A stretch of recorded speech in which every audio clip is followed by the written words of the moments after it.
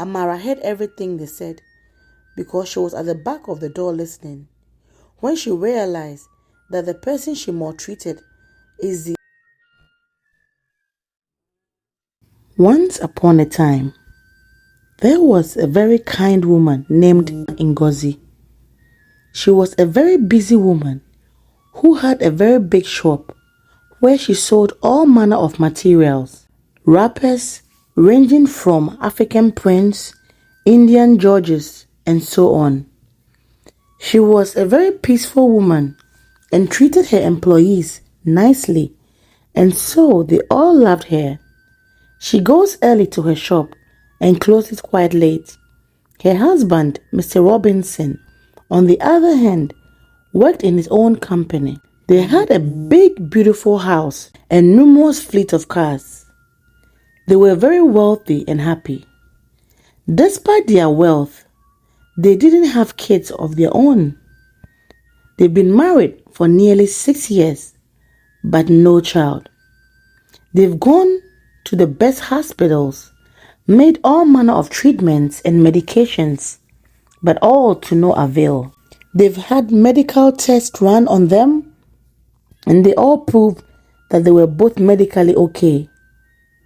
So they wondered, what could be the problem?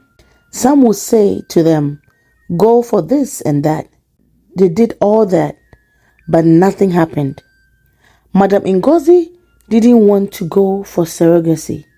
She wanted to bear her own children. Her husband encouraged adoption, but she refused. After much pleading, she succumbed to adoption. Madam Ngozi decided to go for adoption as she waited on God to bless her. So they adopted a beautiful young girl and they named her Amara. Amara had a big, beautiful smile like that of a fairy princess. Now they had a child to take care of, and they were both very busy.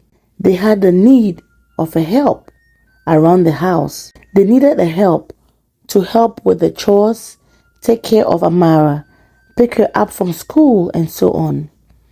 Madam Ngozi wasn't really lucky with house help. They were either liars or thieves, despite being very nice and kind to them. This became a concern to Madam Ngozi. Years passed on as Madam Ngozi continued to struggle with health. She couldn't find anyone, so she decided to do it all by herself. Although it was tough for her, but she was able to adapt to it. Years passed. Amara became a very young, beautiful teenager. She was in high school and did well in her studies. She was among the best 3 students in her class. One day, Madam Ngozi's friend, Auntie Chichi, visited her at the shop.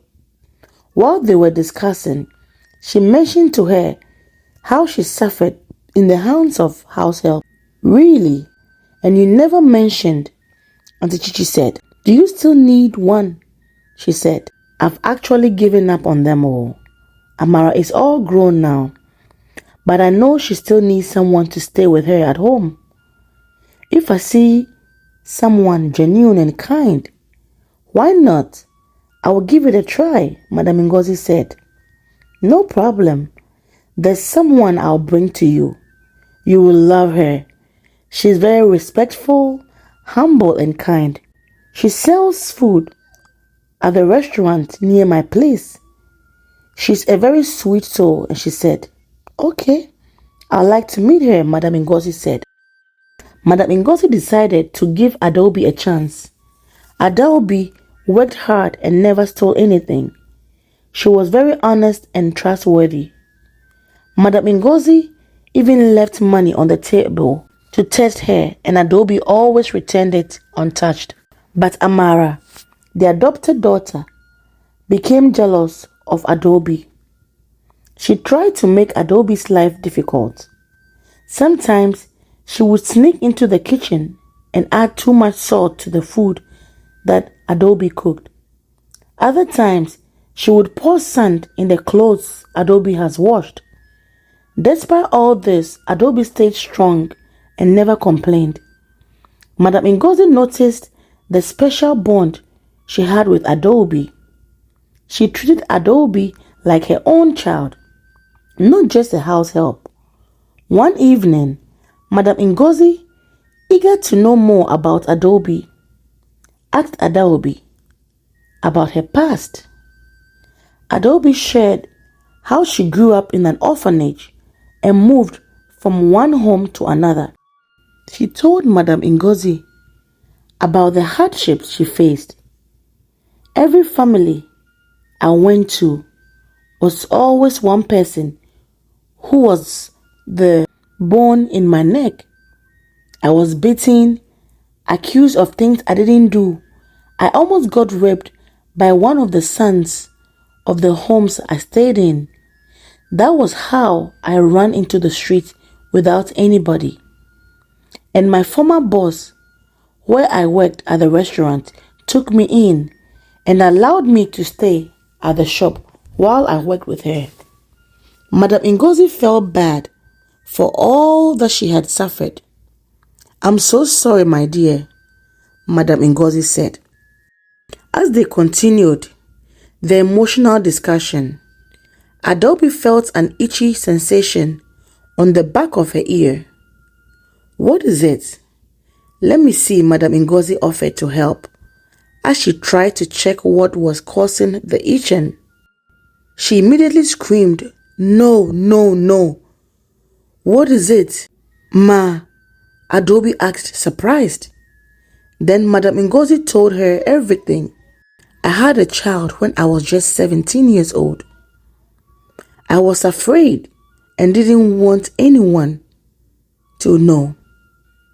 I didn't have anyone to help me.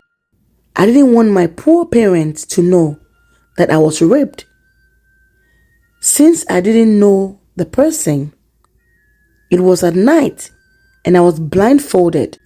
I schooled in another village, so I didn't want to bring shame to my parents, so I gave birth to the child and sent the child to the orphanage. I felt someone better would pick up the child, and so I gave her a mark with the first letter of the name I gave her.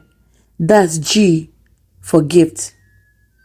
It hurt me so badly, but there was nothing I could do, so I kept it with me all these years.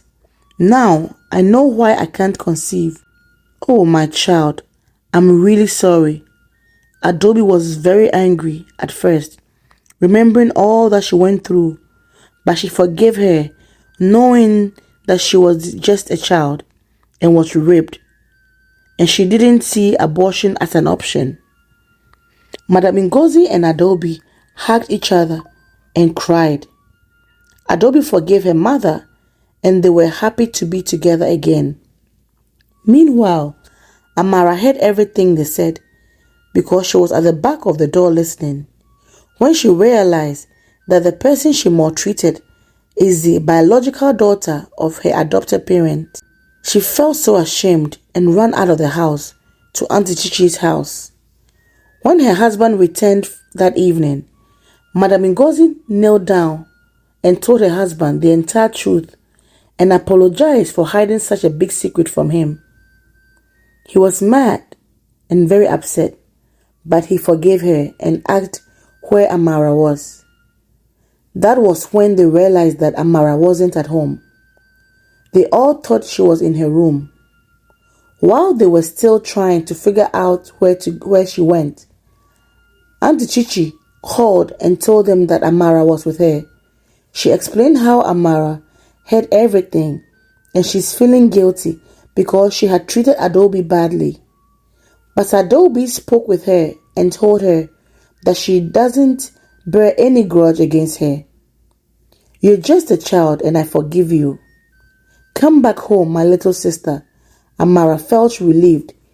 She stayed with Auntie Chichi that night, since Auntie Chichi told them to let her spend the night with her because it was already late. So the next day, she brought her home and they welcomed her happily. It was weekend and Madam Ngozi and her husband were at home. A few months later, Madam Ngozi conceived, God blessed Madam Ngozi and Mr. Robinson with twin boys, Ekene and Ekim, a year later. And after the twins, they were blessed again with a baby girl called Ebere. They all lived happily together as a big family. The moral lesson: be kind to everyone. You never know who will be able to help you tomorrow. Adobe honestly showed that she could be trusted even when tested. Be trustworthy. There's no disadvantage in it.